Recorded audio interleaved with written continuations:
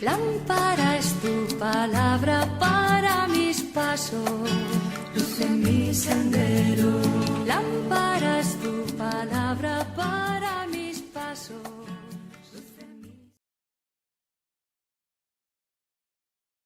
El libro de los Hechos es la segunda parte de una obra en 2 volúmenes que hoy conocemos como Lucas Hechos. Ambos fueron escritos por el mismo autor, Lucas, quien fue colaborador y compañero de viaje de Pablo. Esto queda claro en la introducción del libro, donde Lucas dice: en el primer relato, o sea el Evangelio, escribí acerca de todo lo que Jesús comenzó a hacer y a enseñar. Aquí Lucas está dando una pista de lo que se trata el libro de Hechos. El primer volumen fue acerca de lo que Jesús comenzó a hacer y a enseñar. El segundo volumen, entonces, será acerca de lo que Jesús continuó haciendo y enseñando. Lo que nos lleva a un punto muy interesante acerca del nombre tradicional, pero no original del libro: Hechos de los Apóstoles. Aunque diferentes apóstoles sí aparecen en la mayoría de esas historias, el único personaje que unifica la historia de principio a fin es Jesús mismo, actuando de manera directa o a través del Espíritu. Así que el libro sería más adecuadamente llamado Hechos de Jesús y del Espíritu. La introducción del libro recuenta cómo el Jesús resucitado pasó 40 días con los discípulos, enseñándoles acerca del reino de Dios. Esto se conecta con la historia del Evangelio de Lucas, donde Jesús declaró que estaba restaurando el reino de Dios en el mundo, empezando con Israel.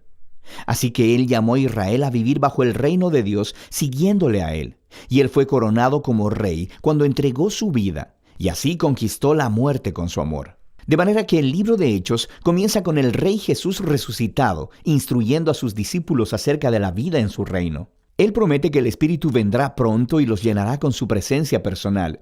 Y esto cumple una de las esperanzas clave de los profetas del Antiguo Testamento, que en el reino mesiánico, la presencia de Dios, su Espíritu, vendría y moraría entre su pueblo en un nuevo templo y transformaría sus corazones. Jesús dice que cuando esto suceda, el Espíritu empoderará a sus discípulos para ser mis testigos en Jerusalén, Judea, Samaria y hasta lo último de la tierra. Después de esto, Jesús es llevado de su vista en una nube, una imagen tomada del capítulo 7 del libro de Daniel. Allí se muestra cómo Jesús está siendo entronizado como el Hijo del Hombre, que fue vindicado después de su sufrimiento, y ahora comparte el gobierno de Dios sobre el mundo y promete que un día volverá. Así que los temas principales y el diseño del libro de Hechos fluyen de este capítulo inicial.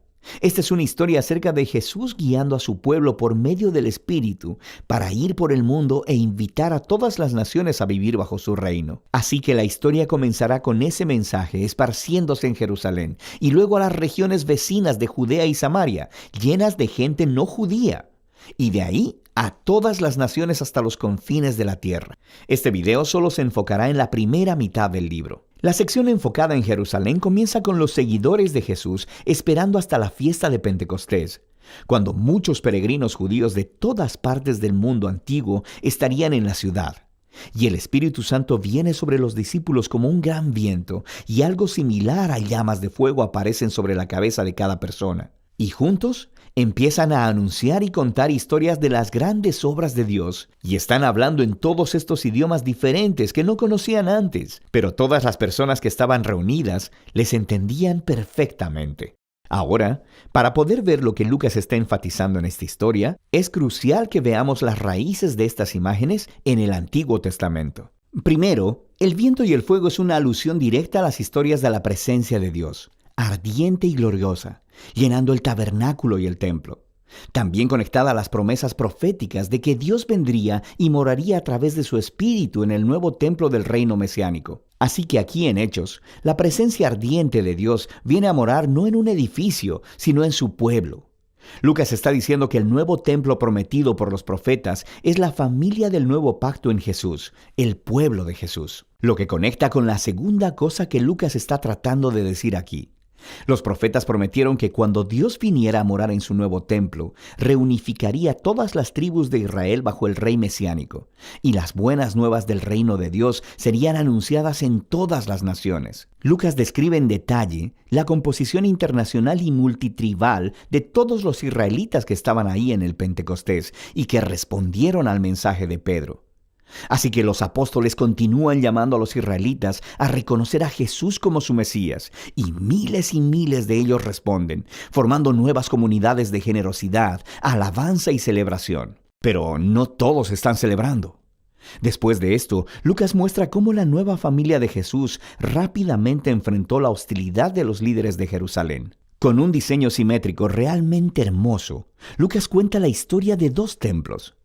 Así que el nuevo templo de Dios, la comunidad de seguidores de Jesús, día tras día continuaban unánimes, reuniéndose en el templo y partiendo el pan en los hogares. Entre estas notas hay 2 historias acerca de Pedro y los otros apóstoles sanando a personas en los atrios del templo, para luego ser arrestados por los líderes del templo y en cada ocasión, a continuación, un discurso de Pedro en el que declara que Jesús es el verdadero Rey de Israel. En el centro de todo esto está una historia acerca de cómo los seguidores de Jesús donaban sus propiedades y posesiones a un fondo común para ayudar a los pobres, lo que es genial. Pero parece un poco extraño que Lucas lo mencione aquí, hasta que te das cuenta de que esta era una práctica descrita en las leyes de la Torá, y se suponía que debía estar cumpliéndose en el templo de Jerusalén y a través de sus líderes. De manera que el punto de Lucas es claro.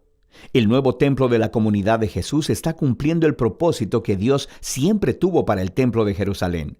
Ser un lugar donde el cielo y la tierra se encuentren, donde las personas se encuentren con la generosidad y la presencia sanadora de Dios. Y este conflicto entre los 2 templos culmina en los capítulos 6 y 7 de Hechos, con la primera ola de persecución. Así que los seguidores de Jesús continúan multiplicándose, requiriendo más líderes.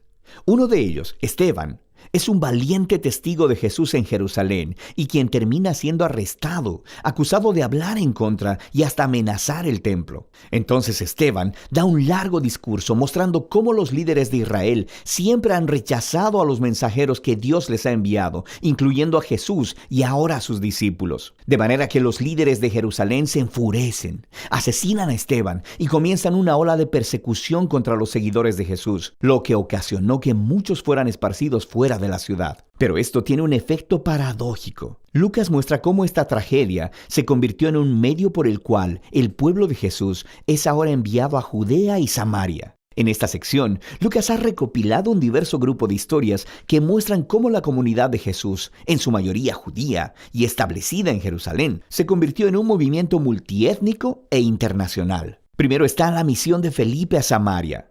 Esa es la tierra de los odiados enemigos de Israel, y muchos de ellos terminan siguiendo a Jesús. Luego tenemos la conversión de Saulo en Tarso, después conocido como Pablo. Él era un enemigo declarado y perseguidor de los seguidores de Jesús, hasta que conoció personalmente al Jesús resucitado y se convirtió luego en un defensor apasionado del nombre de Jesús. Le sigue la historia de Pedro, quien tiene una visión acerca de cómo Dios no considera a las personas no judías como ritualmente impuras o indignas de unirse a la familia de Jesús. Así que Pedro es guiado por el Espíritu a la casa de un soldado romano, llena de personas no judías, y todos responden a las buenas nuevas acerca de Jesús. De hecho, el Espíritu se muestra tan poderosamente sobre ellos, como lo hizo con los discípulos judíos en el capítulo 2. Todos estos temas se unen en el establecimiento de la iglesia de Antioquía, la iglesia más grande y cosmopolita en esa parte del Imperio Romano. Y Lucas nos dice que Bernabé, un líder judío de la iglesia de Jerusalén,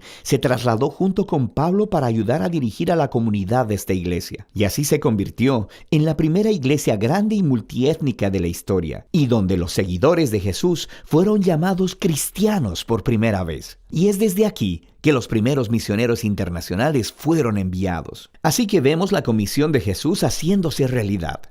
Y eso nos lleva al resto de la historia de Lucas. Por ahora, esta es la primera mitad del libro de Hechos.